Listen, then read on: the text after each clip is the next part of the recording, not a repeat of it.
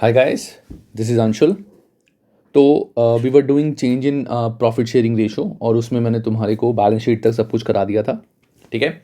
सो इस वीडियो में मैं तुम्हें कराऊंगा कि एक पूरा कंप्लीट क्वेश्चन अगर इस चैप्टर का आए तो स्टेप बाय स्टेप हम क्वेश्चन कैसे कर सकते हैं कि गलतियां भी कम हों और क्वेश्चन बहुत जल्दी भी हो जाए, first thing.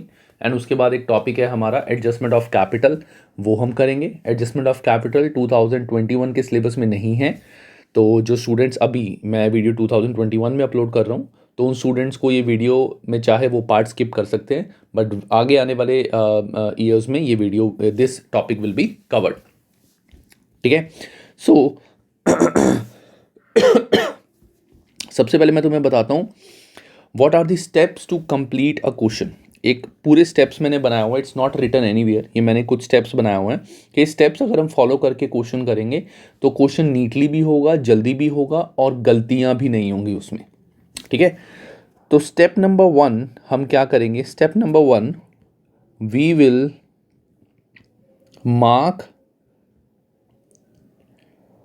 All adjustments in balance sheet. We will mark all adjustments in balance sheet. सबसे पहले हमें जो क्वेश्चन में बैलेंस शीट गिवन होगी उस बैलेंस शीट में जैसे लैंड, बिल्डिंग, ये सब है, फालतू की लाइबिलिटीज़ एंड ऑल, तो फालतू की लाइबिलिटीज़ के आगे डॉट लगा देंगे कि डिस्ट्रीब्यूट करने हैं। एडजस्टमेंट पढ़ के जिस जिस पे एडजस्टमेंट है उसके आगे डॉट्स लगा देंगे। दैट मीन्स इन सारी चीज़ों में जिस पे डॉट लगाया हुआ है उस पे एडजस्टमेंट है। ठीक है। सबसे पहले हमें ये काम करना है। Second step number 2, prepare format of revaluation account, capital account and balance sheet। ये तीनों हमें अभी सिर्फ फॉर्मेट्स बनाने हैं, हमें कोई एंट्री नहीं करनी इसमें, हम सिर्फ अभी फॉर्मेट्स बनाएंगे, सिर्फ फॉर्मेट्स। ठीक है। अब हमने जब एडजस्टमेंट सारी पढ़ ली होगी उसको देख के हमें एक आइडिया हो जाएगा, रफ आइडिया, कि रीवैल्यूएशन अकाउंट कितना बड़ा बनेगा। तो रीवैल्यूएशन, कैपिटल और बैलेंस शीट। स्टेप नंबर 3, इन फॉर्मेट्स बनाने के बाद हम बनाएंगे वर्किंग नोट। वर्किंग नोट में हम क्या लिखेंगे? हम सीधा सीधा यहाँ से स्टार्ट करेंगे। फॉर्मेट्स बनाने के बाद calculation of new ratio and sacrificing gaining ratio. ये हमें गाइस हर क्वेश्चन में वर्किंग नोट में निकालनी ही निकालनी है। नहीं निकालेंगे, नहीं इसको शो करेंगे तो हाफ मार्क्स डिडक्ट होगा वर्किंग नोट का। तो calculation of new ratio and sacrificing ratio. Step number 4, जैसे ही हमारा ये रेशियोज निकाल देंगे इसके बाद हम करेंगे डू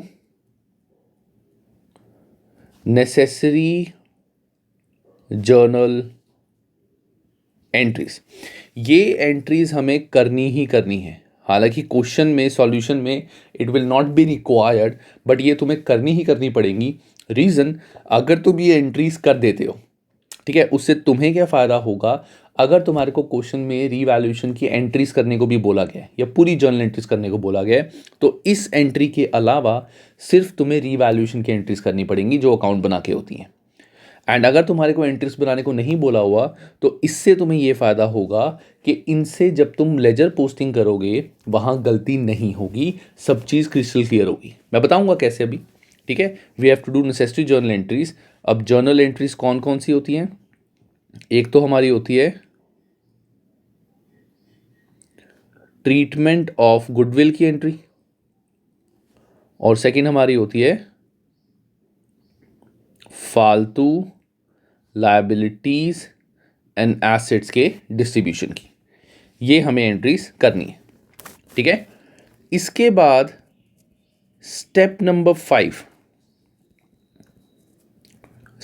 5 जब हमने ये वाली एंट्रीज कर ली, एंट्रीज करने के बाद we will write all items in balance sheet and capital account without adjustment। जैसा मैंने तुम्हें एक चीज़ बताई थी, अगर किसी एसेट या लायबिलिटी में कोई एडजस्टमेंट नहीं है तो हम उसको एज इट इज़ नई बैलेंस शीट में लिखते हैं। तो यहाँ पे भी जो हमारा क्वेश्चन होगा, बैलेंस शीट में जो भी चीज़ें गिवन होगी, हमने जिसमें कोई एडजस्टमेंट नहीं है उसको as it is balance sheet में लिख देंगे, और कैपिटल का जो बैलेंस होता है उसको कैपिटल में लिख देंगे। ठीक है। उसके बाद step number 6, do all adjustments. उसके बाद हम सारी एडजस्टमेंट्स करेंगे। और एक चीज़ याद रखना, ये 11th का भी कॉन्सेप्ट है वैसे, कि एवरी एडजस्टमेंट हैज़ 2 इफेक्ट्स।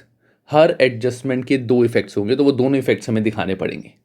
ठीक है। जैसे अगर बिल्डिंग की वैल्यू इंक्रीज हुई तो एक तो हमारा रीवैल्यूएशन में प्रॉफिट हो जाएगा, और दूसरा जो हम बैलेंस शीट में बिल्डिंग दिखाएंगे उसमें भी वो वैल्यू बढ़ के आएगी। So do all the adjustments. Step number 7, then complete revaluation. Revaluation complete करेंगे।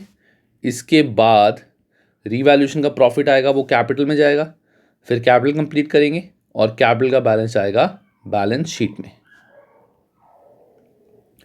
तो ये हमारे कुछ स्टेप्स हैं, steps to complete a question of this chapter. हालांकि ये सारे जो स्टेप्स हैं ये सारे हमारे A to Z कॉपी होते हैं, एडमिशन रिटायरमेंट में भी सिर्फ एक आधा पॉइंट नया आता है, तो ये स्टेप्स वहाँ पे भी फॉलो होंगे। और जब हम ये स्टेप्स फॉलो करते हैं तो क्वेश्चन बहुत ही ईजिली होता है, स्मूथली, बहुत स्मूथली क्वेश्चन होगा। मैं तुम्हें दिखाऊंगा अभी क्वेश्चन करके, तुम कहोगे सर ये तो बहुत ही ईजी क्वेश्चन हो गया। तो अभी तुम 3-4 बार इन स्टेप्स को पढ़ लो, then we will apply the steps in a question. तो स्टेप में दोबारा पढ़ के बता देता हूँ। सबसे पहले हम सारी एडजस्टमेंट्स को मार्क करेंगे।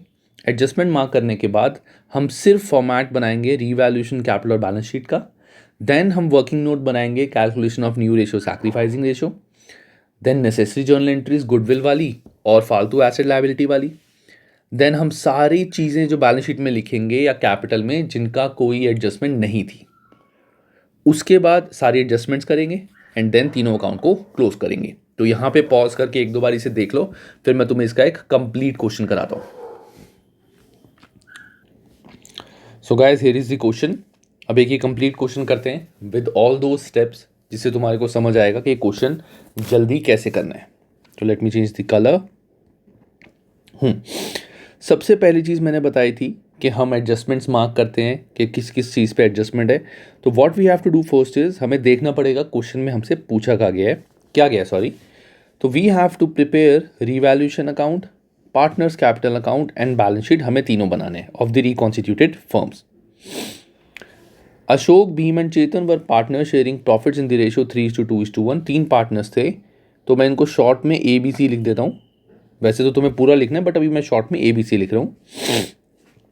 There balance sheet as on 31 March 2015 was as follows. ये हमें बैलेंस शीट थी है। तो लायबिलिटी साइड में creditors, bills payable, general reserve, तो मैं इसके आगे डॉट लगा दूंगा कि ये होता है फालतू का। Capital, land, building, plant, stock, debtors bank, इसमें कुछ भी फालतू का एसेट नहीं है। Ashok, Bhim and Chetan decided to share future profits equally. पहले 3:2:1 थे, अब है equally with effect from this date. Goodwill of the firm is valued at 3 lakh. तो ये है वैल्यूड गुडविल। तो वैल्यूड गुडविल की मैंने तुम्हें एंट्री बताई थी, gaining partner to sacrificing partner, इसका वो करेंगे। लैंड भी रीवैल्यूड एट 1,60,000। तो लैंड पे एडजस्टमेंट है, मैं इसको डॉट मार्क कर लूँगा। अभी नहीं पढ़ना कि प्रॉफिट है कि लॉस, बाद में करेंगे, सिर्फ एडजस्टमेंट मार्क कर रहा हूँ। बिल्डिंग भी डेप्रिशिएटेड बाय 6%, बिल्डिंग पे एडजस्टमेंट है। Creditors of 12,000 not likely to be claimed and hence return of creditors पे एडजस्टमेंट है। उसके बाद आगे सीधा हमें अकाउंट बनाना है। दैट मीन्स मैंने क्या किया, जिस जिस पे एडजस्टमेंट थी उनको मार्क कर लिया, और जिस जिस पे कोई एडजस्टमेंट नहीं है उसको मैंने एज इट इज छोड़ दिया। अब सबसे पहले मैंने तुम्हें क्या बताया था सॉल्यूशन में, वी विल मेक फॉर्मेट। तो मैं फॉर्मेट बनाता हूँ पहले, रीवैल्यूएशन अकाउंट। अब देखो गाइस, यहाँ पे 1, 2, 3 एडजस्टमेंट्स हैं रीवैल्यूएशन की। तो रीवैल्यूएशन ज़्यादा बड़ा बनाने की ज़रूरत नहीं है, हम इसको छोटा सा बना सकते हैं। ये हमारी जजमेंट पे होता है। हम ज़्यादा बड़ा बना के पेज भी वेस्ट कर सकते हैं, छोटा बना के इसको ठीक से मैनेज भी कर सकते हैं ताकि दिखने में भी अच्छा लगे। Particulars, amount, particulars amount. Revaluation account के बाद हमारा आता है फॉर्मेट कैपिटल अकाउंट का। सो देयर आर 3 पार्टनर्स, तो 3 कॉलम बनेंगे दोनों साइड। पहले मिडिल, 1 2 3, यहाँ पे भी 1 2 3। This is particular A B C. 3 partner से अशोक, भीम, चेतन, तो मैंने ABC लिख दिया। तुम्हें पूरा लिखना है ABC। एंड लास्ट में मेरी बनेगी balance sheet.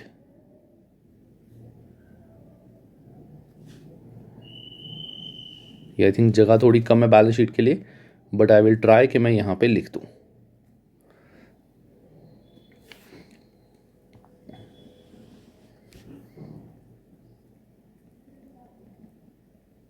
Liabilities, amount, assets, amount. ठीक है, ये मैंने तीनों फॉर्मेट्स अपने बना लिए। अभी मैंने कुछ नहीं लिखना फॉर्मेट्स में, सिर्फ फॉर्मेट्स बनाने हैं। इसके बाद मैंने बताया था we will make working note. Working note, सबसे पहला वर्किंग नोट होता है मेरा calculation of new ratio and gaining sacrificing ratio. इस क्वेश्चन में हमें नई रेशो गिवन ही है, तो सीधा हम गेनिंग सैक्रिफाइसिंग रेशो निकाल लेंगे। तो आई will right working note number 1, calculation of, या एक काम करते हैं वर्किंग नोट 1 ऐसे लिख देते हैं, calculation of gaining and sacrificing ratio. तो 3 पार्टनर्स थे ABC। इनकी न्यू रेशो क्या थी? New ratio was equally, old ratio was 3:2:1। So new ratio है, मैंने बताया था न्यू माइनस ओल्ड, तो new ratio 1/3 1/3 1/3 minus old ratio 3:2:1, 3:2:1, that means 3/6, 2/6 and 1/6। तो यहाँ से मैंने LCM लिया 6, 2 - 3, LCM 6, 2 - 2, LCM 6, 2 - 1। So this is -1/6, this is 0, this is 1/6। Guys important बात, ज़रूरी नहीं है कि इसका भी 0 ही आए, हो सकता है इसका भी कुछ गेन या सैक्रिफाइस आए। वो तो इन क्वेश्चंस में नहीं है, बट हो सकता है कि इसका भी गेन या सैक्रिफाइस आए। तो नेगेटिव है दैट मीन्स सैक्रिफाइस, ये पॉजिटिव है that means gain. Calculation of gaining sacrificing ratio हो गया। उसके बाद मैंने नेक्स्ट पॉइंट बताया था। अब गाइज एक चीज़ यहाँ पे क्वेश्चन में तुम्हें नहीं दिया हुआ, दैट ये पूछा हुआ that you have to prepare journal entries.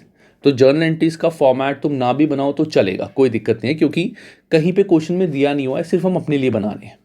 ठीक है, तो वर्किंग नोट में हमारी जर्नल एंट्री होगी।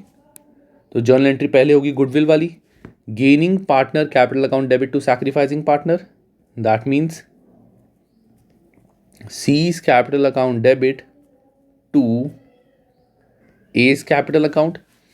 What is the goodwill of firm? Goodwill of firm is valued at 3 lakh. पूरी फर्म की गुडविल थी 3 लाख। तो हम क्या करेंगे, 3 लाख इंटू जितना ये सैक्रिफाइस कर रहा है 1/6 इंटू 1/6, सो ये हो जाएगा 50,000 और उसका भी हो जाएगा 50,000, क्योंकि उसका भी गेन 1/6 है। तो ये तो होगी मेरी गुडविल की एंट्री, इसको मैंने कर दिया टिक। इसके बाद मैंने बताया था फालतू एसेट्स एंड लायबिलिटीज। तो फालतू लायबिलिटी सिर्फ एक है, जनरल रिजर्व 60,000, इसके बारे में कुछ नहीं बोला हुआ, तो इसको भी हम ओल्ड रेशो में बांट देंगे, दैट इज 3:2:1। तो इसकी एंट्री हो जाएगी हमारी general reserve account debit to A, to B, to C in old ratio, that is 3:2:1, 60,000, 30,000, 20,000 and 10,000। ये हो गई मेरी जनरल रिजर्व की एंट्री फालतू की, इसको मैं टिक कर दूंगा। ये भी हो गया, ये भी हो गया, और कोई भी फालतू एसेट लायबिलिटी नहीं है, गुडविल हो गया। अब इसके बाद मैंने क्या स्टेप बोला था, जिन जिन पे एडजस्टमेंट्स नहीं हैं उनको एज इट इज़ लिख के ख़त्म करो। अब किस किस पे एडजस्टमेंट नहीं है, लेफ्ट साइड में बिल्स पेबल्स पे कोई एडजस्टमेंट नहीं है, कोई डॉट नहीं है, तो नई बैलेंस शीट में मैं bills payable as it is लिख दूंगा 40,000। तो बिल्स पेबल 40,000, बिल्स पेबल हो गया। कैपिटल अशोक भीम चेतन 2 लाख 1,50,000, तो एक कैपिटल अकाउंट में आ जाएगा, balance brought down. So by balance brought down, capital था 2 लाख 1,50,000, ये मैंने लिख दिया कैपिटल का बैलेंस, कैपिटल भी हो गया। इस पे एडजस्टमेंट है, इसको बाद में करेंगे। इन दोनों पे एडजस्टमेंट है। प्लांट स्टॉक डेटर्स बैंक, तो इस पे कोई एडजस्टमेंट नहीं है, एज इट इज सेम है। Plant stock debtors and bank, plant stock debtors and bank 2,80,60,10, 2,80,000, 60,000 and 10,000। इन चारों पे कोई एडजस्टमेंट नहीं थी, इसलिए मैंने इन चारों को लिख दिया। डन, ये चारों भी लिख दिए। अब बची मेरी एडजस्टमेंट्स। तो पहली एडजस्टमेंट है लैंड बी रीवैल्यूड एट 160। पहले था लैंड 1 लाख, अब होगी वैल्यू 1,60,000, दैट मीन्स 60,000 का मेरा प्रॉफिट हो गया। सो रीवैल्यूएशन में राइट साइड में आ जाएगा बाय लैंड अकाउंट, 60,000 का मेरा प्रॉफिट है, और जो लैंड है वो बैलेंस शीट में आ जाएगी 1 लाख की पहले थी, प्लस मेरा 60,000 का प्रॉफिट हो गया, तो दिस इज 1,60,000। ठीक है गाइस, बहुत सिंपल है। ये सारी चीज़ें हमने रीवैल्यूएशन में ऑलरेडी कर ली। सो लैंड हो गया, लैंड हो गया। बिल्डिंग भी डेप्रिशिएटेड बाय 6%। बिल्डिंग थी 1 लाख, 6% की डेप्रिसिएशन, 6% ऑफ 1 लाख इज 6,000, तो 6,000 का हमारा क्या हो गया, नुकसान। तो ये 6,000 रीवैल्यूएशन में आ जाएंगे लेफ्ट साइड में, टू बिल्डिंग 6,000, और बैलेंस शीट में एसेट साइड में जब मैं बिल्डिंग लिखूंगा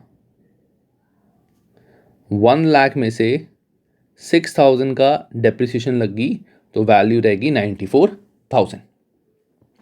ठीक है, बिल्डिंग भी होगी मेरी एडजस्टमेंट, ये भी हो गया, दैट मीन्स ये भी कंप्लीट।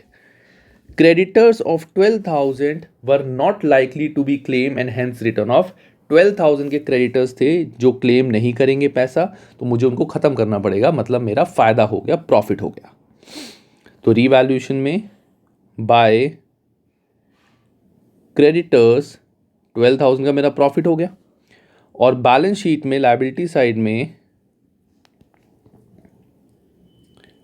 क्रेडिटर्स 1 लाख के क्रेडिटर थे, 12,000 अब क्लेम कर ही नहीं रहे, तो मेरे रह गए 88,000।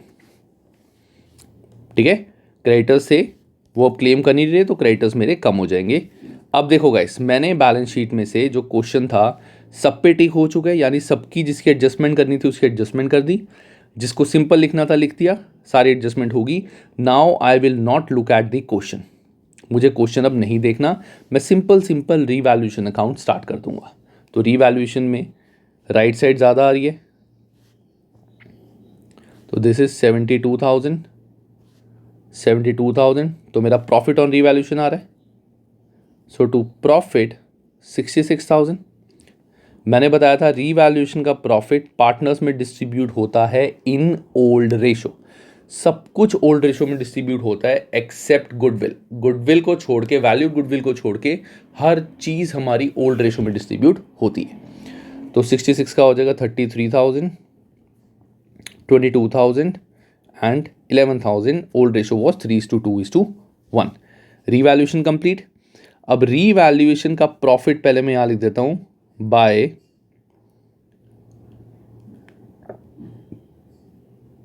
रीवैल्यूएशन ब्रैकेट में प्रॉफिट, ए का है 33,000, बी का है 22,000 और सी का 11,000। ये हो गया। अब गाइस ध्यान से देखना मुझे क्या करना है।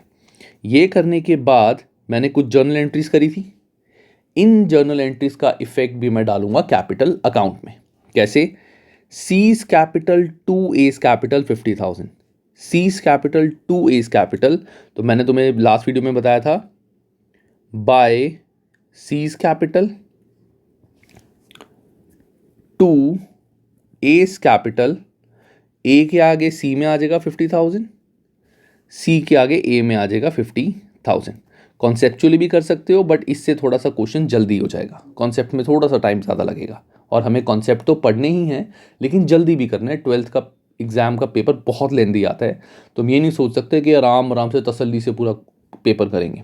वी डोंट हैव टाइम, बहुत तेज से चलना होता है. इस एंट्री का इफेक्ट हो गया. General reserve to A to B to C, that means by general reserve, by general reserve A को मिल रहा है 30, 20, 10, 30,000, 20,000 एंड 10,000. इन दोनों एंट्रीज का इफेक्ट भी हो गया. अब कैपिटल को क्लोज करते हैं. ये ध्यान रखना गाइस, इन दोनों एंट्रीज का इफेक्ट भी डालना है. अगर इनका इफेक्ट नहीं डाला तो क्वेश्चन गलत हो जाएगा. तो 2,80,280, 313, 142 और ये हो जाएगा 71. यहाँ पे भी टोटल कर लेते हैं.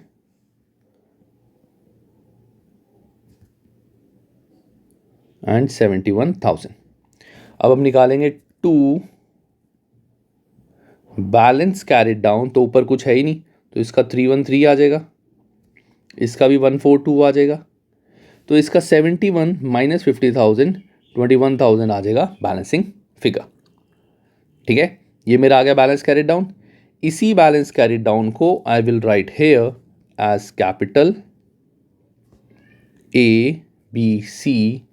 ए का था 313,000, 142,000 एंड 21,000, और इसका टोटल कर लेते हैं.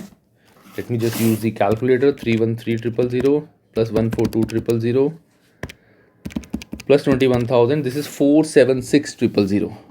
सो 476,000. अब अगर मेरा क्वेश्चन सही है, हर चीज़ की मैंने प्रॉपर इफेक्ट डाले हैं, तो बैलेंस शीट का टोटल मैच करना चाहिए. पहले लेफ्ट का कर लेता हूँ. 476,000 प्लस 88,000 प्लस 40,000, तो दिस इज 604,000. राइट साइड का 2 lakh plus 80,000 plus 60,000 plus 10,000 plus 1,60,000 plus 94,000, तो ये भी मेरा आ रहा है 6,04,000. बैलेंस शीट का टोटल मैच कर रहा है. That means my answer is correct. ठीक है, this is how you have to do a complete question of this chapter. अब इस चैप्टर में होगा क्या, बस फर्क क्या पड़ेगा, 2 की जगह 5 एडजस्टमेंट आ जाएंगी, 1 फालतू लायबिलिटी की जगह 3 फालतू लायबिलिटीज आ जाएंगी, कोई फालतू एसेट भी आ जाएगा. ठीक है ना. तो this is how a question can be bigger, लेकिन इससे ज़्यादा और कोई फर्क नहीं हो सकता. बस ऐसे ही पॉइंट्स घूमते रहेंगे. So this is the like big question of this chapter. ठीक है, सो ये हमारा होता है how to do a complete question. मैंने बताया था मैं इसके भी नोट्स नहीं दे रहा हूँ इसमें, ये वाले क्वेश्चन के. तो you can just have a look at this question, you can try, और जैसा मैंने लिखा है साथ ही कॉपी में अपने आप खुद ट्राई करके लिख भी लेना इसे. ठीक है, मैं यहाँ पे पॉज कर रहा हूँ, एक बार इसको देख लो. आगे बढ़ते हैं. बैलेंस शीट को देख लो एक बार, पॉज कर लो. अब आगे बढ़ते हैं, ये वर्किंग नोट्स.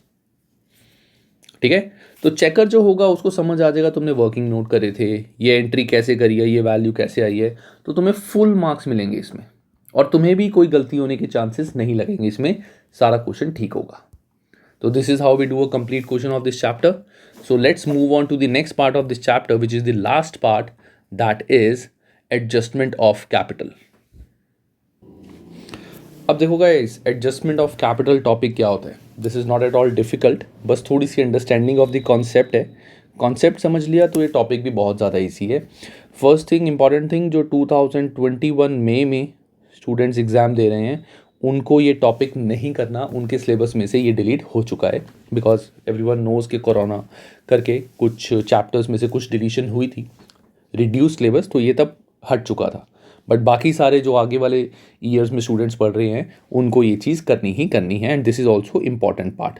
मतलब अगर एग्जाम में क्वेश्चन आता है तो देयर आर चांसेस कि इस टॉपिक में से क्वेश्चन आए। So adjustment of capital, closing capital का मतलब क्या होता है? देखो मैं प्रैक्टिकली बताता हूँ तुम्हें। हमने लेट्स से 3 पार्टनर्स का अभी क्वेश्चन जो किया था, हमने तीनों पार्टनर्स की क्लोजिंग कैपिटल निकाली थी। 2 बैलेंस कैरिड डाउन, तीनों पार्टनर्स की हमारी कुछ क्लोजिंग कैपिटल आ रही थी, है ना? ठीक है, क्लोजिंग कैपिटल आ गई और उसके बाद हमने इसको बैलेंस शीट में ट्रांसफर कर दिया and that's it.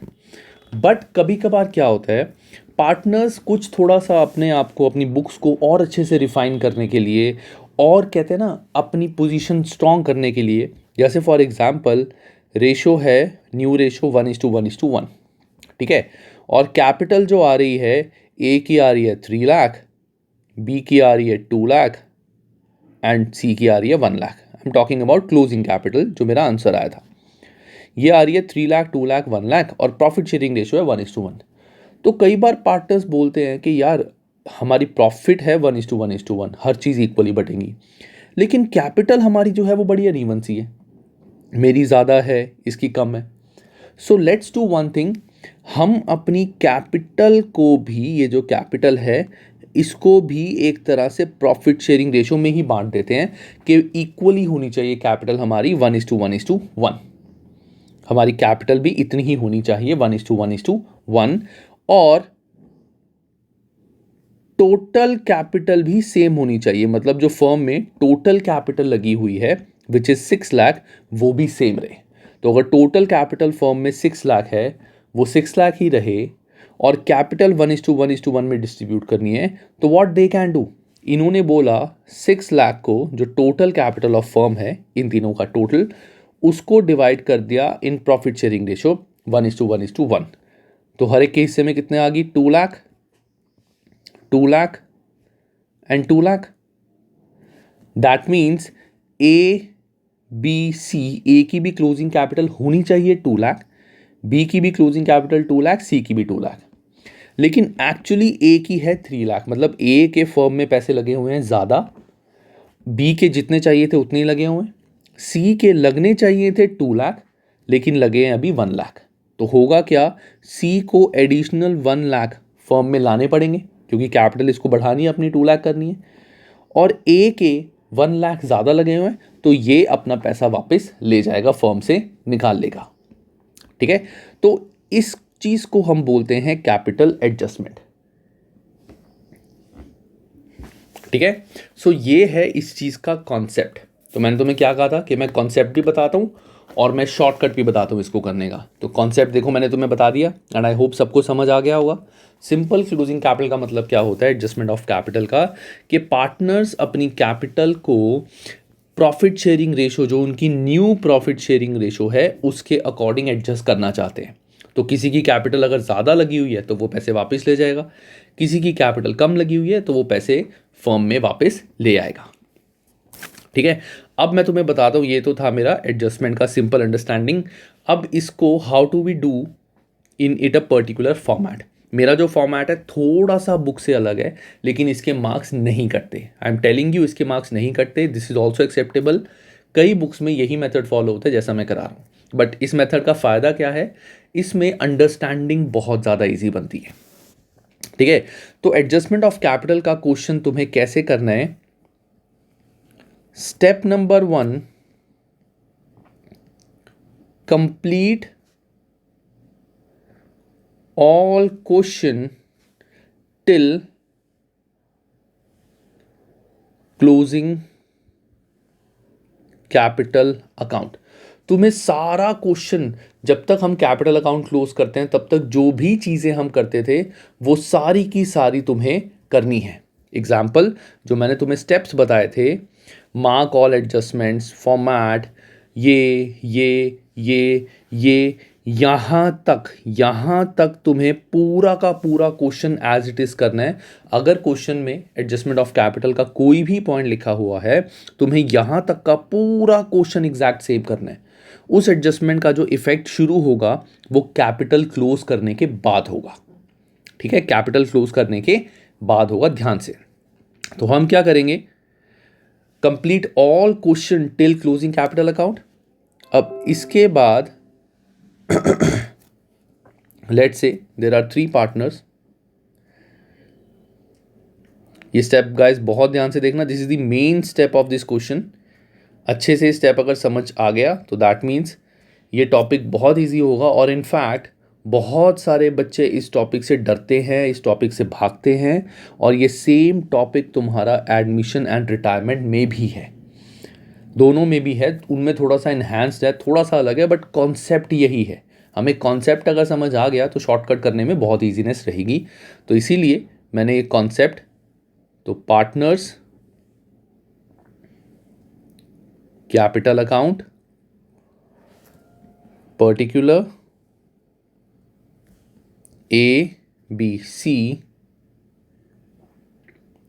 Particular A B C, मैंने क्या किया था यहाँ पे, जो भी एडजस्टमेंट्स थी वो सारी कर दी, जो भी एडजस्टमेंट थी, जो भी आनी थी, सब कुछ कर दिया। उसके बाद मैंने निकाला था to balance carried down, balancing figure, याद है? ये मैंने बैलेंस कैरिड डाउन निकाला था,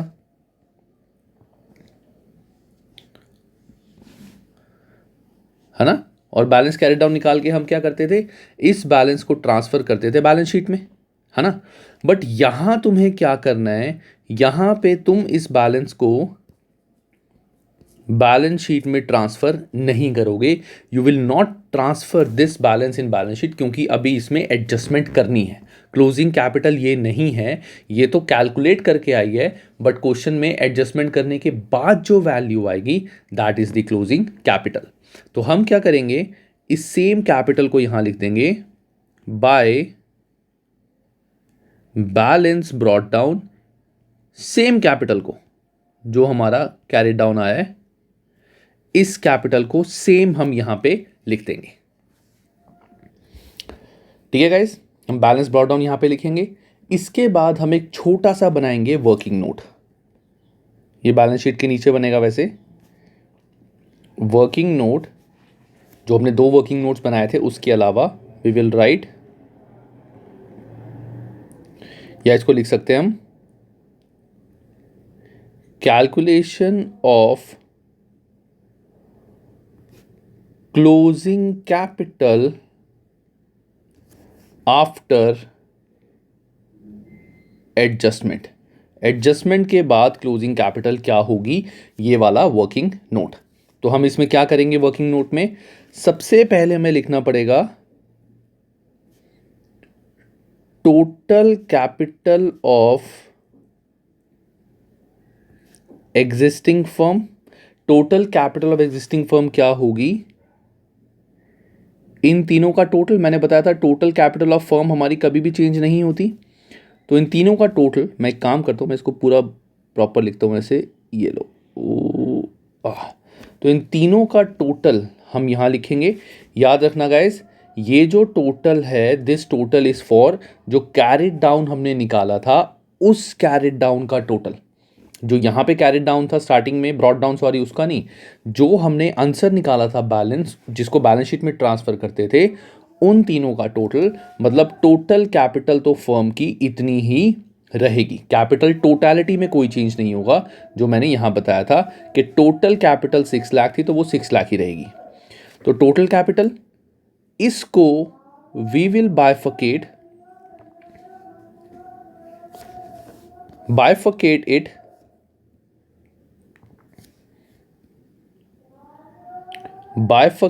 it in new profit sharing ratio. ये जो टोटल कैपिटल हमारी आई है, इसको हम न्यू प्रॉफिट शेयरिंग रेशो में डिस्ट्रीब्यूट कर देंगे। तो ये हमारा तीनों का आ जाएगा, जैसे ए बी सी, जो भी total capital of firm I है, इस टोटल कैपिटल को, इन तीनों के टोटल को हम न्यू प्रॉफिट शेयरिंग रेशो में डिस्ट्रीब्यूट कर देंगे। और जो भी हमारा आंसर आएगा, इस आंसर को हम यहां लिख देंगे as to balance carried down. To balance carried down मतलब क्लोजिंग कैपिटल इतनी होनी चाहिए। अभी तक क्लोजिंग कैपिटल इतनी थी, इनका टोटल हमने किया, इसको डिस्ट्रीब्यूट कर दिया न्यू प्रॉफिट शेयरिंग रेशो में। That means total capital partners की इतनी होनी चाहिए एज पर द एडजस्टमेंट। तो पहले इतनी थी और होनी इतनी चाहिए। ठीक है गाइस, इसके बाद हमें कुछ नहीं करना, हम यहां पे भी बैलेंसिंग फिगर निकालेंगे। अगर बैलेंसिंग फिगर हमारा राइट साइड में आया किसी पार्टनर का, जैसे ये है 1 लाख और ये है 1,50,000, दैट मीन्स 50,000 इधर आएगा, तो हम या तो लिखेंगे बाय कैश या फिर bye current account. This is your balancing figure. हम या तो लिखेंगे कैश या फिर लिखेंगे करंट अकाउंट। अगर बैलेंसिंग फिगर राइट साइड में आया तो या तो हम लिखेंगे बाय कैश या फिर लिखेंगे करंट अकाउंट, और अगर बैलेंस लेफ्ट साइड में आया तो टू कैश और to current account. This is also your balancing figure. तो या तो बैलेंसिंग फिगर राइट में आएगा या तो बैलेंसिंग फिगर लेफ्ट में आएगा, दोनों साइड तो आ ही नहीं सकता। मतलब एक पार्टनर का या तो यहाँ आएगा या फिर यहाँ पे आएगा। इसका लॉजिक क्या है, इसका मतलब क्या है गाइस? ये देखो, मैंने जो तुम्हें ऊपर बताया था, एग्जाम्पल दिया था, पहले थी ए की 3 लाख, अब है 2 लाख। दैट मीन्स 1 लाख ये ले जाएगा, 1 लाख ये ले जाएगा। और अगर सी की थी 1 लाख और चाहिए थी 2 लाख, दैट मीन्स 1 लाख ये ले आएगा। यही था। तो गाइज यही जो चीज़ है इसको अब मैंने फॉर्मेट में डाल दिया। देखो एग्जाम्पल ध्यान से सुनना, ये मेरा था 1 lakh, let me just right it down, ऊपर लिख देता हूँ। ये था मेरा 1 लाख और ये वाला बैलेंस जो आ रहा है ए का, दैट इज 1,50,000। मतलब ए की जो अभी तक की सारी कैलकुलेशन के बाद जो कैपिटल आई है वो आई है 1 लाख एग्जैक्ट। लेकिन एज पर द एडजस्टमेंट हमें कैपिटल चाहिए 150। दैट मीन्स इसको 50,000 फर्म में लाने पड़ेंगे। He has to bring 50,000। तो राइट साइड में हमारा बैलेंस आ जाएगा 50,000। तो ये 50,000 या तो बाय कैश, अगर क्वेश्चन में लिखा हुआ है कि जो भी डेफिशिएंसी है या एक्सेस है पार्टनर की वो कैश में लेके आ रहे हैं, कि पार्टनर को अपनी कैपिटल ऐसे करने के लिए कैश लाना पड़ेगा, तो हम यहाँ पे लिख देंगे बाय कैश 50,000। और अगर क्वेश्चन में लिखा हुआ है कि पार्टनर की जो भी डेफिशिएंसी है वो कैश में ना लाके हम करंट अकाउंट में ट्रांसफर कर देंगे, तो we will write by current account. ठीक है, अगर कैश है तो कैश में, करंट अकाउंट है तो करंट अकाउंट में। सेम थिंग हेयर, अगर किसी की कैपिटल ज़्यादा है, लेट्स से बी की कैपिटल, मैं पहले एक ही रब कर देता हूँ, लेट्स से बी की कैपिटल आ रही थी 3 लाख और हमें चाहिए थी कैपिटल इसकी 2 लाख।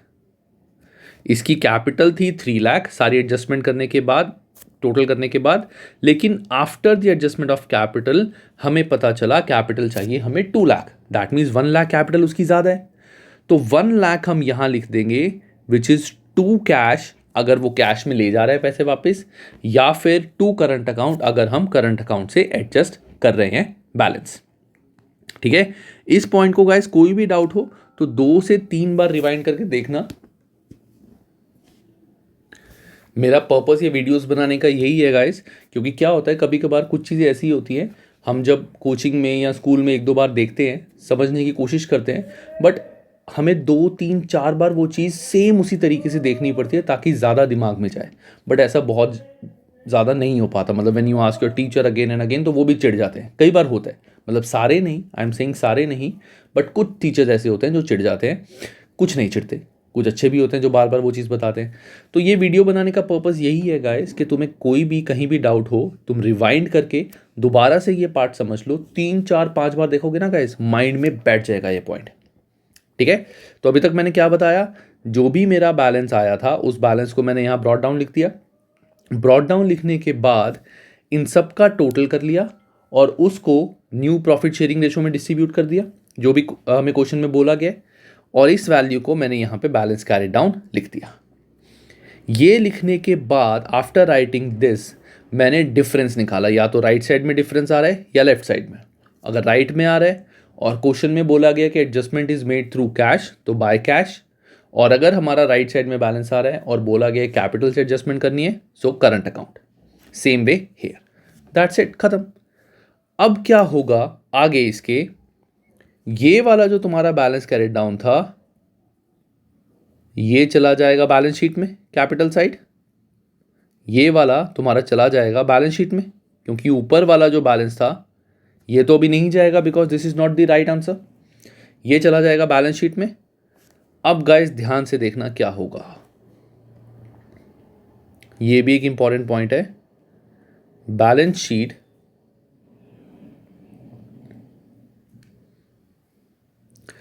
जब भी लायबिलिटी अमाउंट एसेट अमाउंट तुम्हारे को अगर क्वेश्चन में एडजस्टमेंट ऑफ कैपिटल लिखा हुआ है कहीं पे भी, तो तुम क्या करोगे, ये जो तुम्हारे यहाँ पे कैश अकाउंट होता है इसका बैलेंस बाहर ना लिख के यू विल राइट हेयर जो तुम्हारा बैलेंस शीट में गिवन था। अगर तुम्हारे को एडजस्टमेंट ऑफ कैपिटल एडजस्टमेंट्स में गिवन है क्वेश्चन की, तो तुम्हारे को कैश का बैलेंस पूरा बाहर नहीं लिखना। क्यों? क्योंकि हो सकता है कैश में एडजस्टमेंट हो, और अगर कैश में एडजस्टमेंट होगी तो कैश में भी प्लस माइनस करना पड़ेगा, है ना। तो कैश ये लिखने के बाद अब गाइस ध्यान से सुनो, ध्यान से, यहां अगर किसी का कैश बैलेंस आ रहा है इसका मतलब मैंने क्या बताया था कि वो फर्म में कैश लेके आएगा, एडिशनल कैपिटल इंट्रोड्यूस करेगा, तो मतलब कैश मेरा इंक्रीज होगा। So I am writing this one, ध्यान से सुनना guys, this is one, this is one, this is two, this is two. क्यों? वन अगर कैश में है, अगर तो क्वेश्चन में दिया हुआ एडजस्टमेंट कैश में करनी है तो मैं यहाँ पे वन को ऐड कर दूंगा, आई विल ऐड वन, क्योंकि ये वाला कैश का मतलब होता है फर्म में कैश आ रहा है, ठीक है। और अगर लेफ्ट साइड में कैश आ रहा है टू कैश, मतलब वो पार्टनर पैसे लेके जा रहा है, तो टू मैं कर दूंगा यहां से minus. If adjustment is in cash तो कैश को मैं यहां से वन ऐड कर दूंगा और टू माइनस कर दूंगा अगर कैश में एडजस्टमेंट है। और अगर adjustment is through current account है तो यहां पे मैं लिख दूंगा पार्टनर्स करंट अकाउंट वन। अगर करंट अकाउंट का बैलेंस ये वाला राइट साइड में है, करंट अकाउंट यहाँ पे बैलेंस आ रहा है और राइट साइड में आ रहा है, तो ये सेम वैल्यू को मैं यहाँ लिख दूंगा पार्टनर्स करंट अकाउंट। और अगर लेफ्ट साइड में आ रहा है तो पार्टनर्स करंट अकाउंट वो मैं लेफ्ट साइड में लिख दूंगा। अगर मेरा लेफ्ट साइड में आंसर आ रहा है और वो मतलब बेसिकली बैलेंसिंग लेफ्ट साइड में आ रहा है और करंट अकाउंट से एडजस्ट करना है, ठीक है। दोबारा से, अब मैंने नेक्स्ट स्टेप क्या बोला, अगर मेरा आंसर कैश एडजस्टमेंट है तो राइट साइड में अगर कैश आ रहा है तो वो कैश में ऐड हो जाएगा, लेफ्ट साइड में कैश आ रहा है तो वो कैश में से माइनस हो जाएगा।